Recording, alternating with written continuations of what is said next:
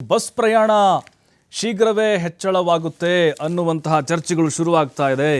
ನೋಡಿ, ಒಂದು ಕಡೆ ಶಕ್ತಿ ಯೋಜನೆ ಬಹಳ ಸಕ್ಸಸ್ಫುಲ್ ಆಗಿ ನಡೀತಾ ಇದೆ, ಇನ್ನೊಂದು ಕಡೆ ಈಗ ಮುಷ್ಕರವನ್ನು ನಡೆಸುವಂತಹ ತೀರ್ಮಾನದಿಂದ ಹಿಂದೆ ಸರಿದ್ರು. ಆದರೆ ಇಲ್ಲಿ ಬಸ್ ಪ್ರಯಾಣವನ್ನು ಜಾಸ್ತಿ ಮಾಡಬೇಕು ಅನ್ನುವಂತಹ ಒಂದು ಪ್ರಸ್ತಾವನೆ ಸರ್ಕಾರದ ಮುಂದೆ ಬಂದಿದೆ ಅನ್ನುವಂತಹ ಚರ್ಚೆಗಳು ಈಗ ಶುರುವಾಗ್ತಾ ಇದೆ. ಹಾಗಾದರೆ ಎಷ್ಟು ದರ ಏರಿಕೆ ಮಾಡಬೇಕು ಅನ್ನೋದು ನೋಡಿ, ಈ ಹಿಂದಿನಿಂದಲೂ ಕೂಡ ಬಸ್ ರೇಟ್ ಜಾಸ್ತಿ ಮಾಡಬೇಕು ಅನ್ನುವಂತಹ ನಿಟ್ಟಿನಲ್ಲಿ ಸಾಕಷ್ಟು ಚರ್ಚೆಗಳು ನಡೀತಾ ಇತ್ತು.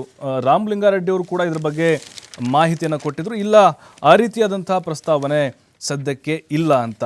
ಹಾಗಾಗಿನೇ ಈಗ ಸರ್ಕಾರದ ಮುಂದೆ ಪ್ರಸ್ತಾವನೆ ಅಂತೂ ಖಂಡಿತವಾಗ್ಲೂ ಬಂದಿದೆ. ಅಂದರೆ 15% ಜಾಸ್ತಿ ಮಾಡಬೇಕು ಅಂತ.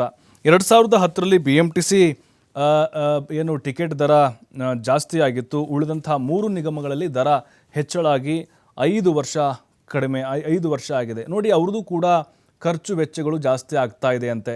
ಡೀಸೆಲ್ ಆಗಿರ್ಬೋದು, ಜೊತೆಗೆ ಅವ್ರ ಬಿಡಿ ಸ್ಪೇರ್ ಪಾರ್ಟ್ಸ್ ಇರ್ಬೋದು, ಜೊತೆಗೆ ಅವರ ವೇತನ ಏರಿಕೆ ಡಿಮ್ಯಾಂಡ್ ಇದೆಯಲ್ವ. ಹಾಗಾಗಿ ಅದನ್ನು ಸರಿದೂಗಿಸುವಂತಹ ನಿಟ್ಟಿನಲ್ಲಿ ಕ್ರೋಢೀಕರಣ, ಇದು ಆರ್ಥಿಕ ಸಂಪನ್ಮೂಲಗಳ ಕ್ರೋಢೀಕರಣ ಮಾಡಲಿಕ್ಕಾಗಿ ಬಸ್ ದರವನ್ನು ಜಾಸ್ತಿ ಮಾಡ್ತಾರೆ ಎನ್ನುವಂತಹ ಸುದ್ದಿ ಸದ್ಯಕ್ಕೆ ಜಾಸ್ತಿ ಆಡ್ತಾ ಇದೆ. ಬಟ್ ಈಗ ಯಾವುದೇ ನಿರ್ಧಾರಕ್ಕೆ ಮುಖ್ಯಮಂತ್ರಿಗಳು ಬಂದಿಲ್ಲ.